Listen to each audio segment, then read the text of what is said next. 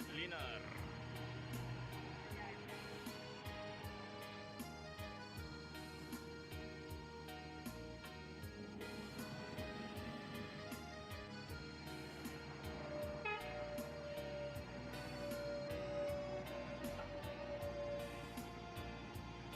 Dek Nabila.